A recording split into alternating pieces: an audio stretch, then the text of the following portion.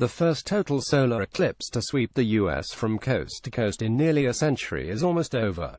Sky gazers across the land watched in wonder through telescopes, cameras and protective glasses Monday as the moon blotted out the sun and turned daylight into twilight. CBC News is broadcasting a live special, hosted by Hannah Thibedeau, starting at 1 p.m. ET. Watch it on CBC News Network or live streamed on cbcnews.ca. cbcnews.ca is also bringing you on-the-ground coverage from sites across North America via our live blog. You can also follow along on Facebook and YouTube. Totality, when the sun is completely obscured by the moon, lasted just 2 minutes or so in each location along the narrow corridor stretching all the way across the U.S. heartland to Charleston, South Carolina. Ezra Packham, from Jacksonville, Florida, looks through his solar glasses in preparation for the solar eclipse while HES on the beach at Isle of Palms. SC Mike Smith, Associated Press. The shadow, a corridor just 96 to 113 kilometers wide, came ashore in Oregon and then began racing diagonally across the continent to South Carolina, with darkness lasting only about 2 to 3 minutes in any one spot. It was expected to be the most observed and photographed eclipse in history. A woman wears solar glasses while enjoying the partial solar eclipse in Ottawa. In Canada, people were treated to a partial eclipse that was still pretty impressive. The best viewing sites were in Victoria, where the moon blocked 90% of the sun, and Vancouver, where the eclipse was 86%. The Royal Astronomical Society of Canada also said Calgary enjoyed 77% coverage and Toronto 70%. In Vancouver, a large crowd gathered on the grass outside the H.R. Macmillan Space Centre and broke into a cheer when the eclipse reached its peak. "It's a once-in-a-lifetime experience," said Sarah Tanvier, from Port Coquitlam, BC. Astronomers were giddy with excitement. What to know about the solar eclipse? Ask Bob. 1948 NASA solar physicist Alex Young said the last time Earthlings had a connection like this to the heavens was during man's first flight to the moon, on Apollo 8 in 1968. The first, famous Earthrise photo came from that mission and, like this eclipse, showed us we are part of something bigger. With a half-hour to go before totality, NASA's acting administrator, Robert Lightfoot, enjoyed the moon's first bites out of the sun from a plane flying over the Oregon coast and declared it just an incredible view. James Courtwright sets up his camera to take pictures of the solar eclipse in Depot Bay, or "I'm about to fight this man for a window seat," Lightfoot said, referring to a fellow NASA official. NASA's Planetary Science Director, Jim Green, a usually talkative sort, managed an "oh, wow" when totality arrived in Idaho Falls, Idaho, and shouted, "There's Venus, there's Venus." NASA scientists will chase solar eclipse in jets hoping to learn more about the sun's composition and activity. NASA and other scientists watched and analyzed from telescopes on the ground and in orbit, the International Space Station, airplanes and scores of high-altitude balloons beaming back live video. NASA reported 4.4 million people were watching its TV coverage midway through the eclipse, the biggest live stream event in the space agency's history. "It's really awesome," said Cami Smith, 9, as she watched the fully eclipsed sun from a gravel lane near her grandfather's home at Beverly Beach, or. The temperature dropped and birds quieted down as the line of darkness crossed the continent. Clayton Uyeda and his wife Jo planned to enjoying the partial eclipse while traveling by ferry from Swartz Bay, near Victoria, where the eclipse was 90%, to Tawasin Ferry Terminal on the mainland.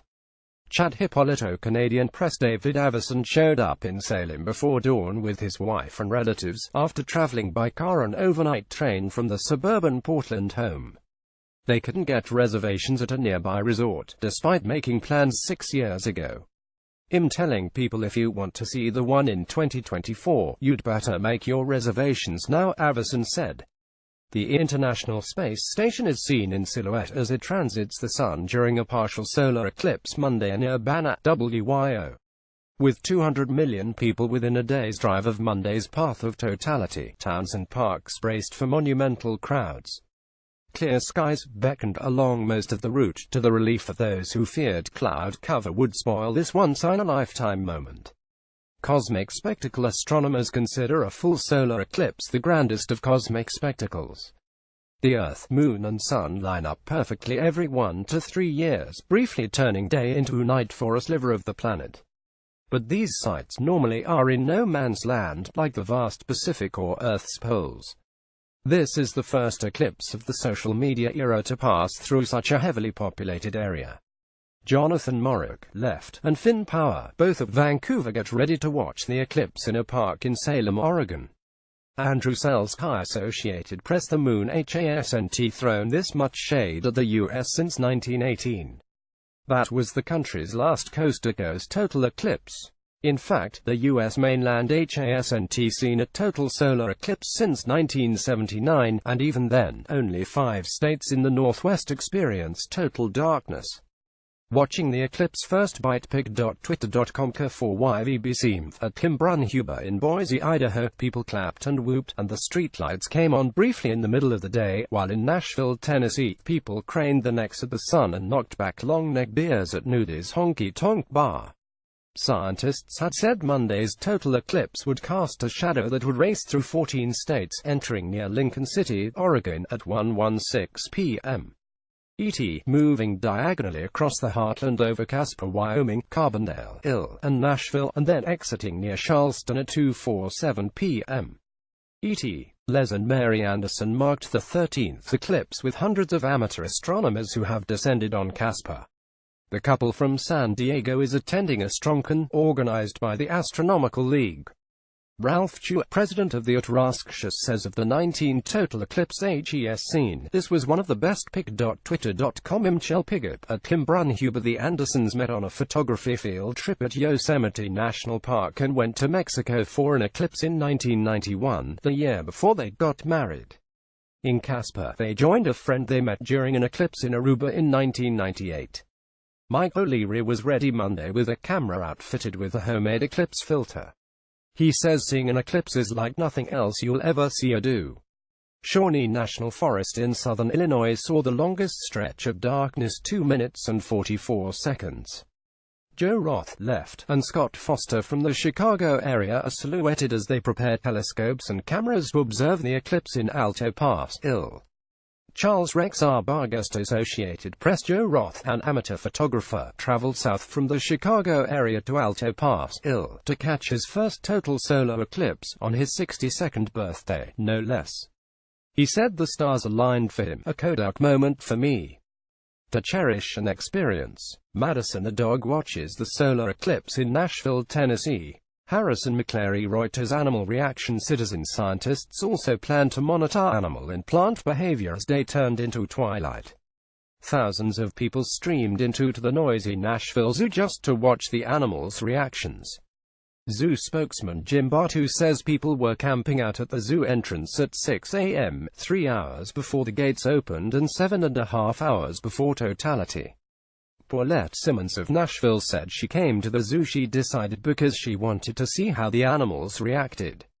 When's the next one? If you missed Monday's eclipse, you'll have to wait 7 years to see another one in the continental US and Canada on April 8, 2024.